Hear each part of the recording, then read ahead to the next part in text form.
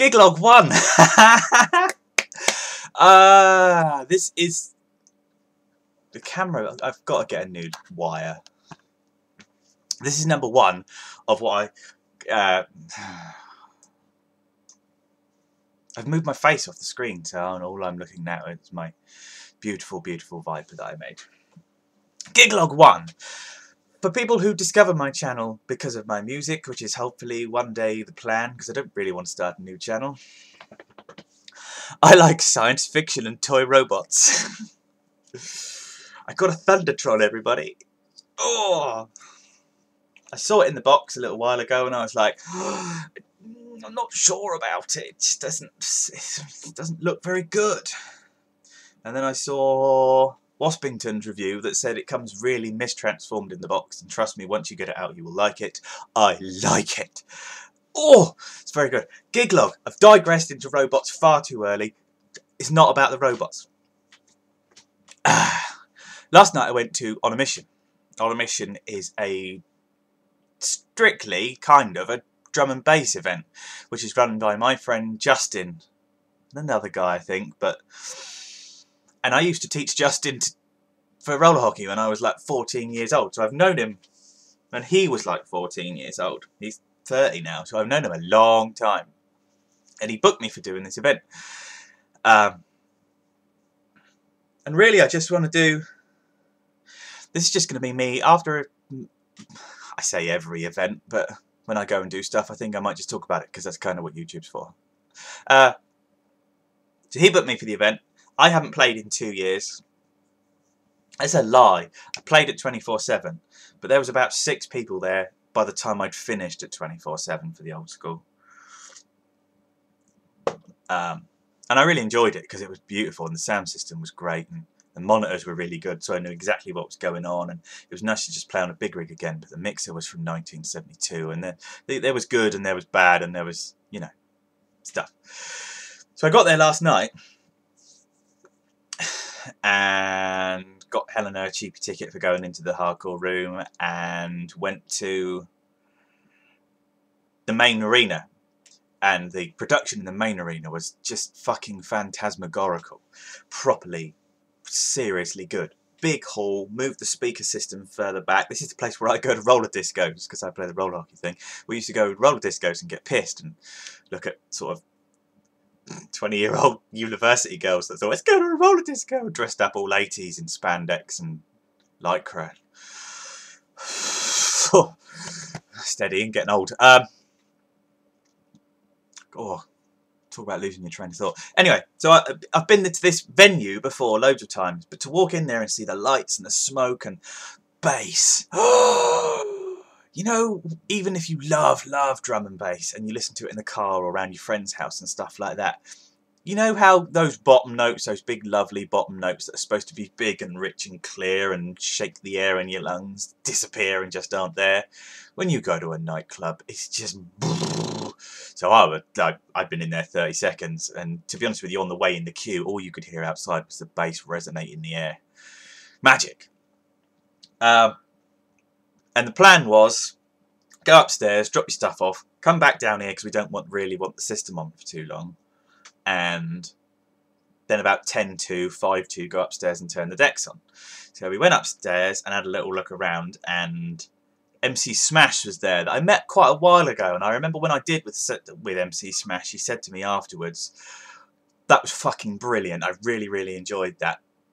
And at the time he said, you know, if you're out and you need an MC, let me know. And our MC TJ wasn't really doing much back then. I've got to look into what that avenue's doing, but we'll see. So when I recognised him, even after 2 years, he was like, he said beforehand, he actually made a point of saying it, and he shook my hand. And I like people who shake your hand, because it's like, it's not some cheesy high five or kind of, yeah, but it's actually a kind of, hi, how you doing? I think it's just grown up. It's that element of human contact. I like it. And he said, when I heard that you were doing stuff again, he said, when I heard that you did the 24/7, he said, we had to have you in the hardcore room. The trade-off of that is that I was doing the 9 till 10 slot. And I'm doing the 8 till 9 slot at Electric in 2 weeks' time as well.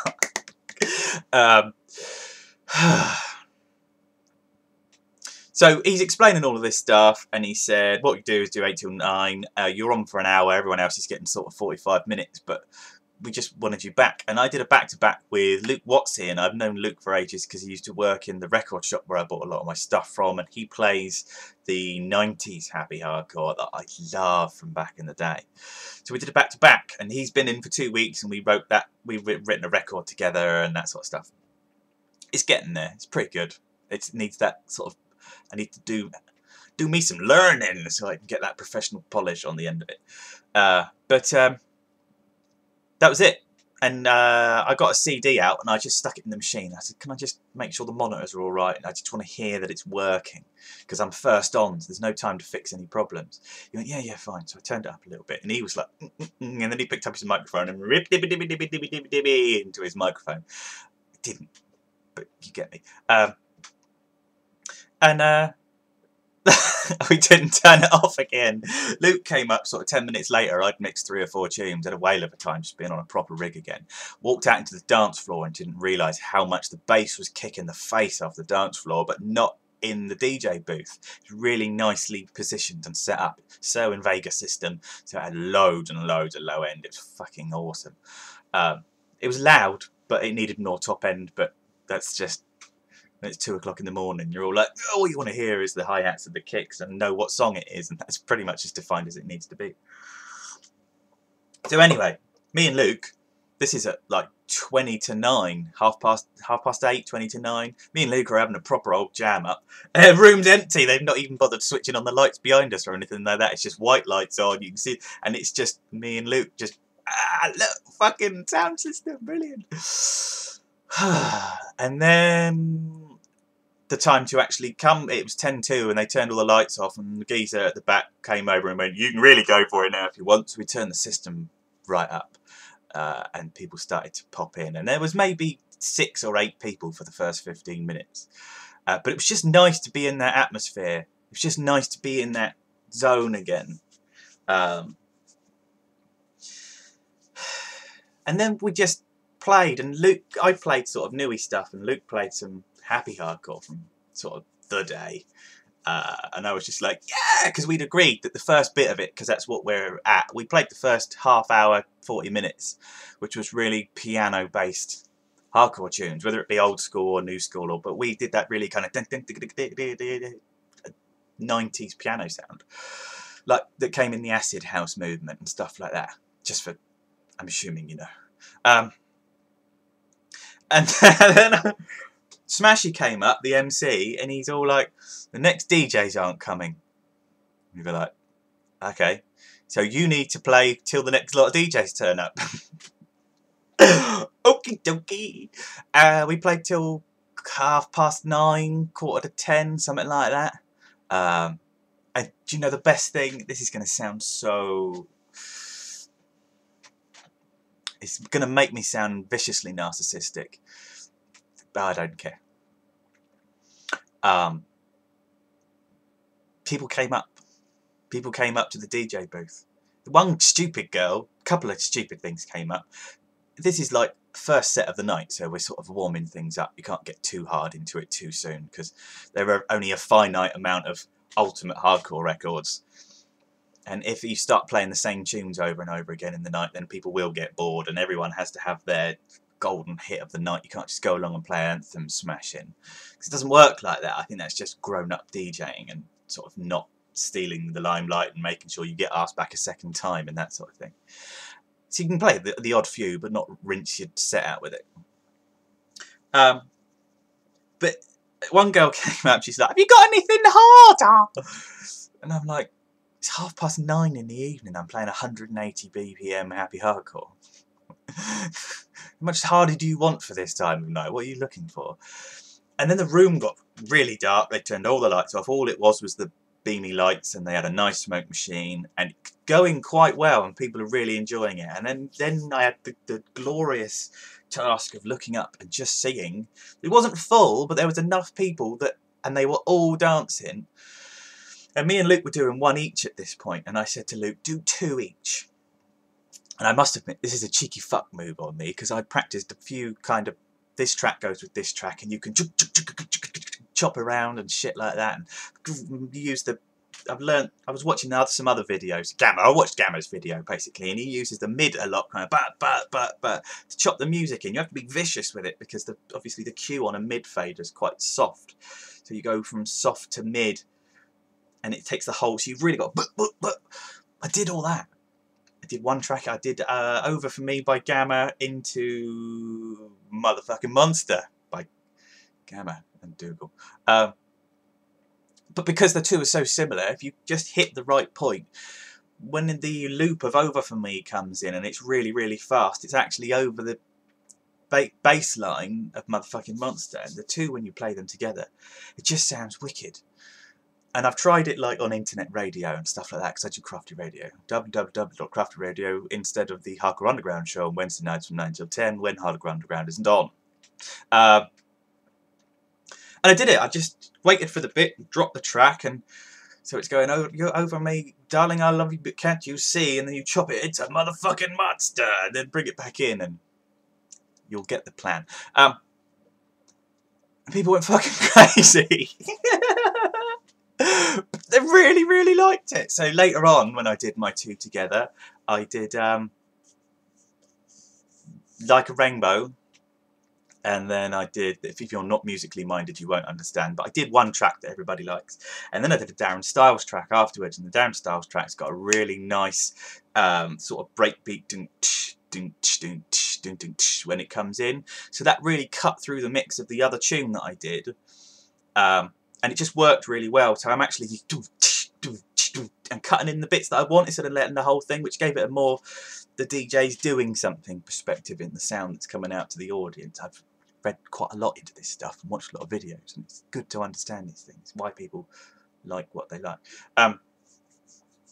So, and then when the Styles tune came in, because I wasn't drunk, I was driving. I'd had one bottle of Foster's, which came in a plastic bottle and cost £3.50 that I never saw the change of again, out of a £5.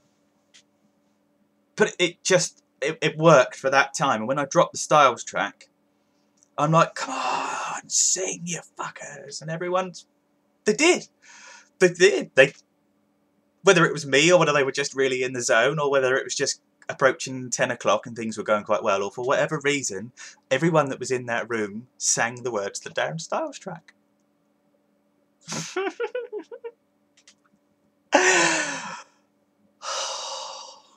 And I'll be honest, at that moment, that's a bit of an epiphany for me, because I've made one tune for me that a friend of mine, Deanne's going to sing on. She's working on some stuff this weekend, and I'm very pleased with it.